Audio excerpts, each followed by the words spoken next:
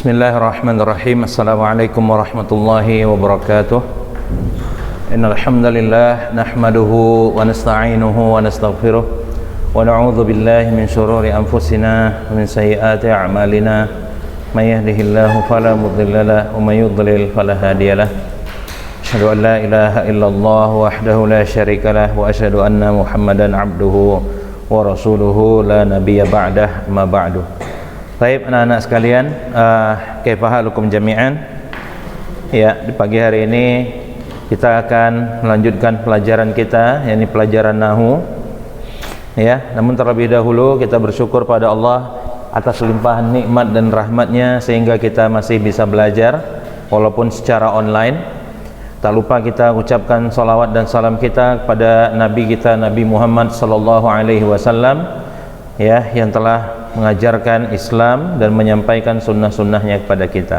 Taib, semalam kita udah belajar tentang jenis-jenis dari isim-isim mabni. Oke, saya ingin menjelaskan sedikit, ya, isim mabni itu semalam, ya, bahkan sebelum semalam, artinya di pertemuan-pertemuan yang lalu, yang udah mungkin seminggu atau 2 minggu yang lalu, saya sudah jelaskan isim mabni itu adalah isim yang tidak berubah baris akhirnya, ya, tidak berubah baris akhirnya, dan dia tidak bisa ditanwin, ya, tidak bisa ditanwin.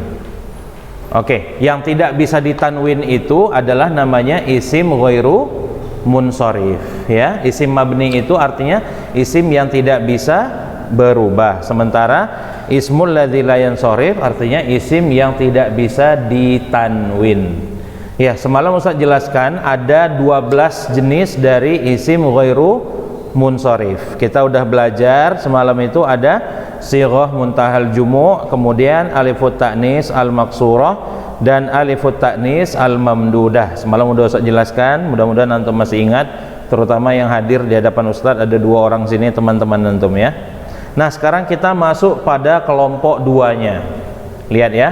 Kelompok 2 ini antum perhatikan di situ nomor 1, 2 dan 3 semuanya jenisnya al-wasfu. Al-wasfu ma'al adli, al-wasfu ma'a waznil fi'li dengan al-wasfu ma'a ziyadatil alifi wan nuni. Tiga-tiganya jenisnya al-wasfu. Al-wasfu itu artinya sifat, ya, artinya sifat. Maka kita coba baca satu-satu supaya kita bisa paham. Lihat yang nomor 1, kelompok 2, halaman 35 bukunya itu. Al-wasfu ma'al adli, sifat bersama adl. Apa maksudnya Ustaz sifat bersama adl? Oke, ini Ustaz jelaskan dulu. Seperti yang semalam Ustaz katakan, untuk pembahasan isim ghairu munsharif ini akan ada banyak hal-hal baru yang antum belum tahu. Nah, dan ini juga bukan akan dijelaskan ke antum secara rinci. Contohnya semalam kita udah belajar sighah muntahal jumu'. Ada nggak Ustaz jelaskan secara rinci apa yang dimaksud sighah muntahal jumu' semalam? Nggak ada kan? Nah, maka di kelompok 2 ini juga seperti itu halnya. Ustaz nggak akan jelaskan secara detail apa itu al-wasfu ma'al adli, karena bukan itu poin pentingnya. Poin pentingnya adalah antum cukup tahu dan hafal nama-nama dari isim ghairu munsharif beserta contohnya. Cukup itu saja. Jadi antum nggak perlu tanyakan sama Ustaz, Ustaz apa itu sighah muntahal jumu'? Untuk sekarang ini belum dibutuhkan, ya, karena ini nanti pelajaran tingkat lanjut, bukan pelajaran untuk pemula seperti anak kelas 8, ya. Maka cukup antum tahu aja namanya dan contohnya. Nah, lihat di situ al-wasfu ma'al adli, contohnya adalah masna, thulatha dan ruba'. Ya, kemudian al-wasfu ma'a waznil fi'li, contohnya apa? Akbaru, ahsanu, asgharu, afdalu. Kemudian yang nomor 3, al-wasfu ma'a ziyadatil alifi wan nuni, sifat dengan tambahan alif dan nun. Contohnya apa di situ? Sakranu, syab'anu dan ghadbanu. Nah, cukup hafal nama dan contohnya aja. Jadi kalau antum hafalkan ini beserta contohnya, maka antum pasti bisa menjawab ujian. Oke, sekarang kita masuk pada kata keterangan di situ. Keterangan. Dalam isim ghairu munsharif, kelompok dua ini terdapat dua unsur. Ya. Jadi ada dua hal. Yang pertama, sifat dengan adl. Lihat di situ. Sifat dengan adl. Adl artinya pindah dari satu bentuk ke bentuk lain tanpa alasan. Contoh di atas adalah ruba'a, thulatha, dan masna. Bentuk asalnya adalah arba'atun, salasatun, dan isnani. Jadi asal kata ruba'a itu asalnya arba'atun. Thulatha asalnya adalah salasatun. Ya, masna asalnya adalah isnani. Kemudian berubah menjadi ruba'a, thulatha, masna. Nah, lihat selanjutnya. Nomor 2. Sifat dengan wazan fi'il. Lihat situ. Wazan fi'il artinya isim yang satu pola dengan pola fi'il. Seperti ahsanu, akbaru, asghoru. Lafaz tersebut ya isim. Jadi ahsanu, akbaru, asghoru itu jenisnya isim. Ya. Tetapi satu pola dengan pola fi'il, wazan af'ala. Oke, saya tanyakan dulu. Antum pelajaran shorof, udahkah sampai kepada wazan af'ala? Belum kan? Maka ini Ustadz bilang, ini nggak perlu Ustadz jelaskan secara rinci sekarang. Karena pelajarannya bukan untuk sekarang. Ini pelajarannya nanti. Ya, ini pelajaran kayak yang Ustadz barusan bilang, wazan af'ala ini nanti mungkin baru dimulai setelah semester 2. Makanya ini Ustadz bilang ini nggak perlu dijelaskan sekarang. Cukup namanya tahu beserta contoh. Nah, nomor 3. Sifat dengan tambahan alif dan nun. Tambahan alif dan nun adalah isim yang mengandung unsur sifat berakhiran alif dan nun. Ya, contohnya syab'anu, sakranu, dan ghadbanu.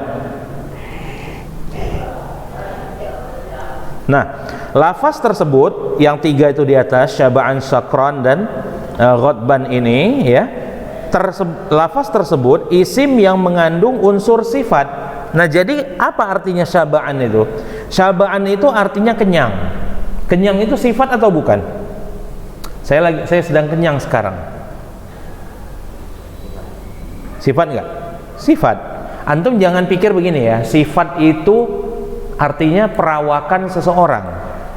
Sifat dalam bahasa Arab itu semua yang nampak dari orang itu. Contoh misalnya. Atau enggak mesti orang. Semua hal di dunia ini punya sifat. Contoh misalnya, ini apa? Spidol. Kalau Ustadz bilang dia sifatnya nggak terlalu panjang, nih, ini sifat, ya. Kemudian dia memiliki mata spidol, cuma di sini udah agak bujel, udah nggak nampak, ya. Kemudian kalau dia hitam, maka dia warnanya hitam. Maka sebenarnya sifat itu adalah segala sesuatu yang melekat pada apapun yang ada. Sifat. Jadi kalau Ustadz bilang misalnya, ya, saya kalau misalnya Ustadz bilang ini, saya mempunyai kepala. Kepala itu sifat atau bukan jadinya? Sifat. Karena sifat itu segala sesuatu yang melekat pada sesuatu yang lain, itu sifat. Makanya kenyang ini sifat atau bukan? Sifat. Ya. Kemudian mabuk dan marah. Dan berakhiran alif dan nun. Nah, cukup sampai situ aja. Nah, sekarang kalau tadi kita di kelompok 2, ya, namanya jenis isim ghairu munsharif di situ semua jenisnya namanya al-wasfu. Yang pertama al-wasfu ma'a apa tadi? Al-adli yang pertama. Kemudian al-wasfu ma'a waznil fi'li. Kemudian yang terakhir al-wasfu ma'a ziyadatil alif wan nun. Nah, sekarang lihat kelompok 3. Kelompok 3 itu ada 6. Tapi semuanya namanya adalah al-alam. Antum tengok, al-alam ma'al adli, al-alamu ma'a waznil fi'li, al-alamu ma'a ziyadatil alif wan nun, al-alamu ma'a ta'nis, al-alamu ma'al ujmah. Kemudian yang terakhir al-alamu ma'a tarkib masji. Jadi kelompok kedua dia al-wasfu, kelompok ketiga dia al-alam. Paham ya? Baik, sekarang kita baca dari satu dulu. Al-alamu ma'al adli, ya, nama. Berarti al-alam itu artinya nama. Jadi selain isim yang punya arti nama itu kan, isim itu kan nama. Soalnya saya tanya, Mas Muka, siapa namamu? Ada juga dalam bahasa Arab, artinya kalau dalam bahasa Indonesia itu nama, tapi sebutannya al-alam, bukan cuma isim. Nah, tengok di sini, al-alamu ma'al adli, nama bersama adal. Contohnya Umaru, Zufaru, dan Zuhalu. Tekankan sekali lagi, untuk yang nomor 3 ini pun antum nggak perlu tahu secara mendalam apa itu alam, apa itu al-adl, itu nggak sekarang bahasannya, sama kayak 1 dan 2 kemarin. Kemudian yang nomor 2, perhatikan al-alamu ma'a waznil fi'li. Contohnya Ahmadu, Akhnasu, dan Yazidu. Oke, Ustadz ingin buat perbandingan sedikit dengan kelompok 2 yang nomor 2 dengan kelompok 3 yang nomor 2. Lihat dulu di halaman 35 tadi, al-wasfu ma'a waznil fi'li, sifat bersama wazan fi'il. Oke, perhatikan dulu ya. Di situ contohnya dia buat akbaru, lebih besar. Oke, besar itu sifat atau nama? Sifat kan? Tapi coba antum lihat bukunya halaman 36. Lihat yang bagian kelompok 3 itu nomor 2, al-alamu ma'a waznil fi'li, nama bersama wazan fi'il. Contohnya Ahmadu. Oke, Ahmad, nama orang Ahmad, itu sifat atau nama? Nama. Maka antum harus bisa membedakan antara nama dengan sifat, walaupun bentuknya sama. Coba lihat yang nomor 2 tadi, halaman 35 ya, akbaru. Lihat baris-barisnya itu, fathah, sukun, fathah, dhammah. Sekarang lihat kata Ahmad, fathah, sukun, fathah, dhammah. Sama nggak? Sama kan? Cuma bedanya yang kedua tadi dia sifat, yang ketiga ini dia nama atau alam. Jelas ya? Baik. Sekarang lanjut yang nomor 3, al-alamu ma'a ziyadatil alifi wan nun. Nah, lihat, alam atau nama bersama tambahan alif dan nun. Nama di situ adalah Sufyan dan Utsman. Sekarang coba lihat dengan halaman 35, al-wasfu ma'a ziyadatil alif wan nun, sifat dengan tambahan alif dan nun. Lihat contohnya, sakron, mabuk. Sifat enggak itu? Sifat. Lihat yang di buku halaman 36, Utsman, itu sifat atau nama orang? Nama orang, ya. Oke, jadi biar Ustadz sengaja jelaskan ini, biar antum tahu jenis-jenis isim ghairu munsharif. Kelompok yang kedua itu al-wasfu, kelompok yang ketiga namanya al-alam. Jelas ya? Nah, sekarang masuk yang nomor 4 di halaman 36. Al-alamu ma'at ta'nis. Lihat di situ, nama bersama ta'nis. Contohnya Aisyatu, Fatimatu, dan Mughiratu. Oke. Yang kelima, al-alamu ma'al ujmah. Lihat, al-alamu ma'al ujmah. Coba tutup dulu pintunya biar nggak bising.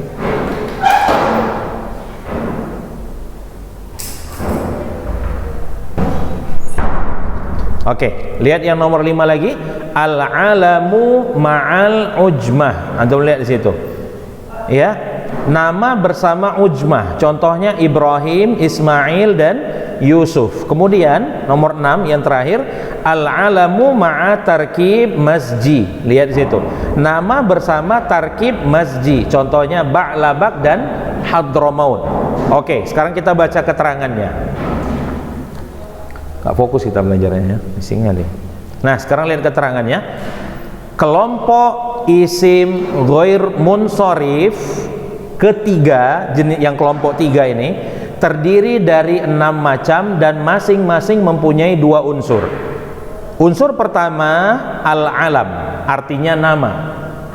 Kemudian unsur kedua adalah unsur lainnya sebagaimana tersebut di atas. Maksudnya setelah al-alam tadi. Al-alam ma'al adli. Al-alam ma'a apa itu tadi? Nomor 2-nya situ ma'a waznil fi'li. Al-alamu ma'a ziyadatil alif. Berarti al-alam 1 ma'a ziyadati al-alif wan nun, itu unsur keduanya. Paham maksudnya? 2 unsurnya di situ. Paham nggak maksudnya? Paham kan? Baik. Nah, adapun bentuk lengkapnya sebagai berikut. Nih, ya. Walaupun tadi Ustadz bilang Ustadz nggak perlu jelaskan, tapi kalau di sini disebutkan, maka perlu juga kita baca. Ya, kita lihat sini. Alam bersama adal, yaitu nama yang bentuknya merupakan pindahan dari nama lain. Contoh, lihat di situ. Zuhal bentuk asalnya Zahil. Zufar bentuk asalnya Zafir. Umar bentuk asalnya Amir. Jadi adal itu kalau antum mau tahu artinya perubahan. Itu adal artinya perubahan. Nah, jadi ringkasnya adal itu perubahan dari satu bentuk ke bentuk lain. Nah, itu dia arti adal.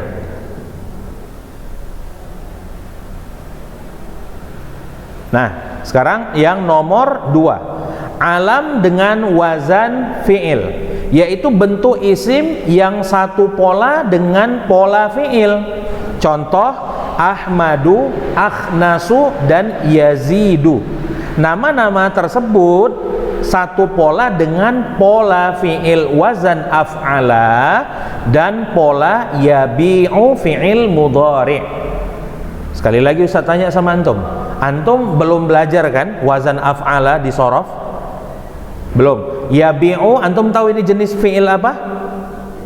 Yabi'u, tahu jenis fi'il apa dia? Nggak tahu juga kan? Nah, makanya Ustaz bilang sekali lagi ini nggak perlu diperpanjang bahasannya, cukup antum tahu aja. Kemudian yang nomor 3, alam dengan tambahan alif dan nun, yaitu nama yang berakhiran alif dan nun. Contohnya Utsmanu, Sufyanu, dan Sulaiman. Kemudian selanjutnya alam dengan taknis, artinya nama yang berakhiran ta taknis. Jadi setiap nama yang akhirnya ta taknis, ta marbutoh maksudnya, itu nggak boleh ditanwin. Ini kaidah yang antum harus ingat. Semua nama yang pakai, tapi nama ya, nama orang, bukan kayak misalnya sabburotun. Akhirnya kata sabburotun itu, coba saya tanya dulu. Sabburotun. Ini ta marbutoh atau bukan ini? Ya kan? Oke. Kemudian nama Fatimah. Ini ta marbutoh atau bukan? Ta marbutoh. Kalau sabburoh dia harus ditanwin. Yang enggak boleh ditanwin itu kalau nama orang yang pakai ta marbutoh. Bukan semua kata yang pakai ta marbutoh enggak boleh ditanwin. Cuma nama orang yang akhirnya ta marbutoh saja yang tak boleh ditanwin. Paham? Baik. Selanjutnya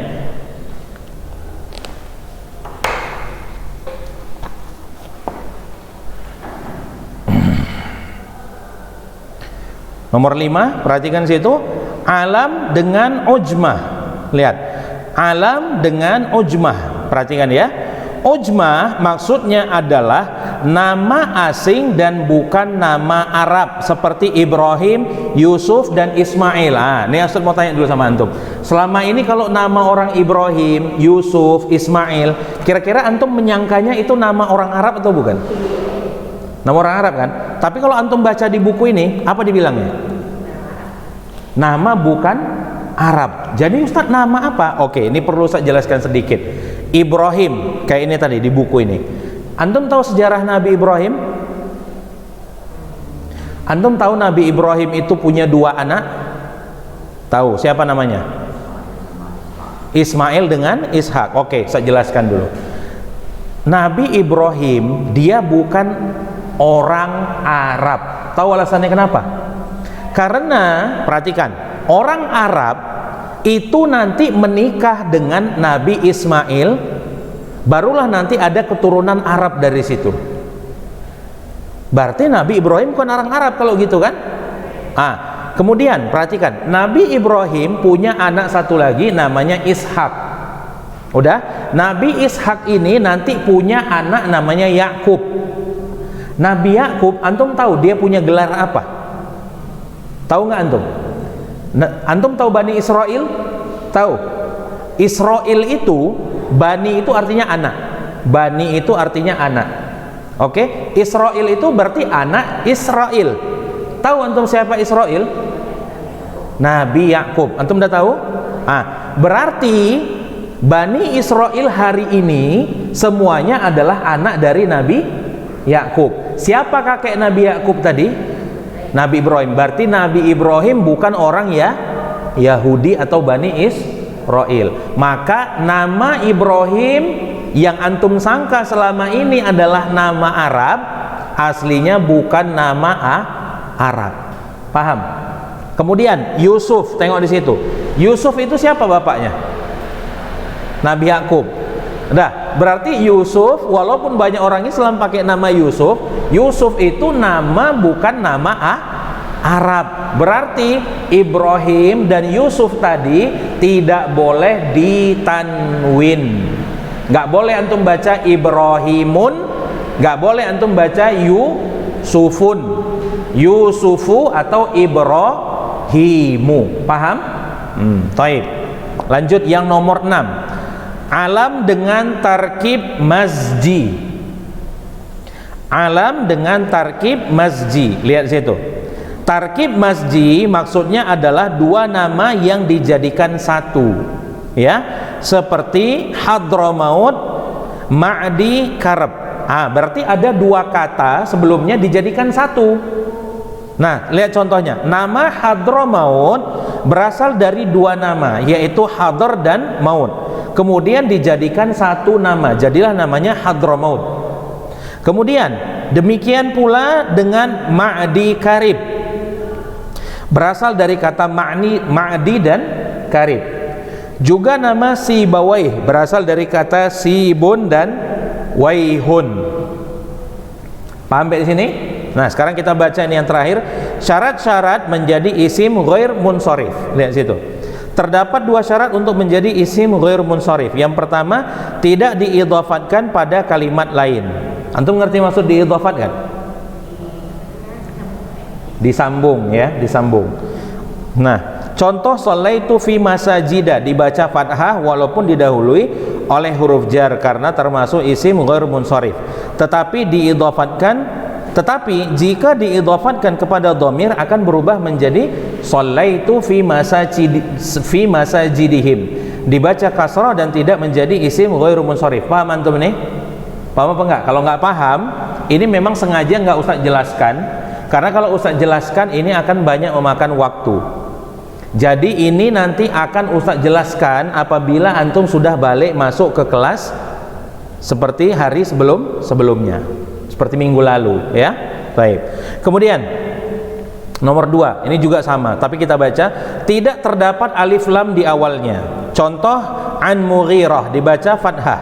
Tetapi jika terdapat alif lam hendaklah dibaca anil Mughirati dengan kasrah dan tidak menjadi isim ghair munsharif. Paham ini antum enggak? Paham apa enggak? Enggak paham kan? Nanti Ustaz jelaskan juga kalau antum udah kembali masuk ke kelas. Nah, tinggal latihannya. Tengok di situ. Sebutkan alasan-alasan mengapa isim ghair munsharif dalam contoh-contoh di bawah ini. Oke, lihat situ kata sufla. Antum tahu nggak alasannya dia kenapa jadi isim ghair munsharif? Oke, ini Ustaz bantu. Jadi tugas antum ini disuruh mencari alasannya kenapa kata-kata ini dia masuk dalam isim ghairu munsharif. Lihat pertama kata sufla di situ. Kata sufla dia menjadi ghairu munsharif karena dia ada alifut ta'nis al maksurah. Sama semalam dengan kata kubro. Ingat? Semalam di isim ghairu munsharif kelompok 1, coba lihat bukunya.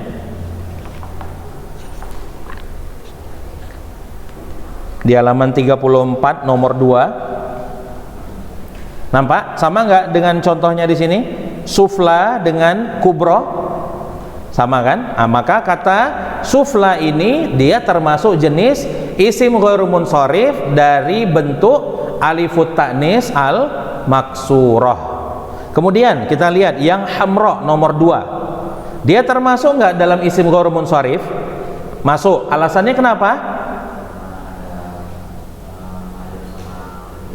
Iya, namanya alifut ta'nis al mamdudah. Paham nih maksud soalnya? Taib, untuk yang di rumah juga ini jadi PR untuk antum. Kalau antum udah siap, silahkan foto ya, kemudian kirim fotonya ke WA Ustadz. Tapi kalau nggak dikerjakan, nanti setelah masuk offline itu nanti akan kita periksa. Jadi silahkan mau dikerjakan sekarang di rumah atau nanti mau dikerjakan atau mau dikumpulkan nanti setelah kita masuk offline kembali. Ya, bisa dipahami ya? Saya rasa kita bisa tutup pelajaran hari ini dengan doa kafaratul majlis. Subhanakallahumma bihamdika asyhadu an la ilaha illa anta astaghfiruka wa atubu ilaik. Assalamualaikum warahmatullahi wabarakatuh.